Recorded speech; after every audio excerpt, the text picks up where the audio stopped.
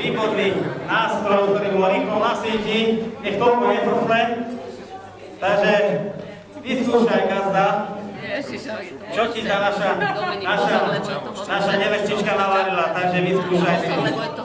Ofúkaj musí. Ofúkaj, jasné, že musí pofúkať, ochutnať. Okoštuj. Okoštuje.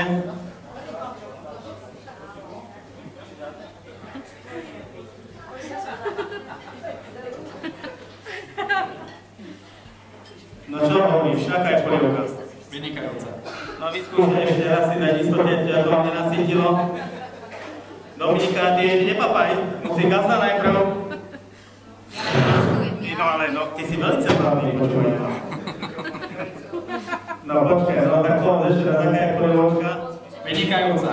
Ale to z riedkeho bolo, či? Stačí také? Stačí. A nechýbajú tam žiadne nejaké prinkute alebo niečo okolo toho? Málo slaná. Ale vy ako viete, že málo slaná? Počúvajte, že vy ste ešte nechúvali z tej polievky. Ale je ženatý. Ja už to pozná, jasné, to je tiež pravda. Tak čo? Je málo slaná? Nie, dobrá. Hovorí, že je dobrá, len že nejaké tie prinkute, že dá na vaše slova. Hovorí, že dá na vaše slova. No možno prvé rande nebolo také ešte romantické, neviem. Ale predstavme si také romantické rande. Áno, takže poprosím krásny očný boh, ktorý si vychutnáte so zavretými očami. Ktorý je len a len pre vás. Polievka je málo slaná, nevesta je nevoskaná. Polievka je málo slaná, nevesta je nevoskaná. Polievka je málo slaná, nevesta je nevoskaná. No výborne, no teda. Takže ty si mal pocit, že tá polievka je málo slaná? Áno. No nič, tak si ju trošku prisol. Keď je málo slaná, prisol si ju. Prisol si ju pekne. Nestačí? Nestačí tej soli, ešte treba? Stačí? Áno? Dobre, takže vyskúšame zamiešať. Poprosím lyžičku. Takže zamiešaj si. Potrebujeme.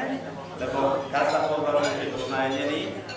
Že je trošku pustého. Dobre. No sledujte tú techniku naberania. Sledujte. A nevestička ešte aj robí okolo toho ešte. Aká je polievka? Slaná. Akože je slaná? Však si hovoril, že je málo slaná. Málo slaná. Tak teraz jaká? Stále málo slaná. Ešte stále málo slaná? A to myslíš vážne? No nič, daj ochutnať neveste, že či je málo slaná.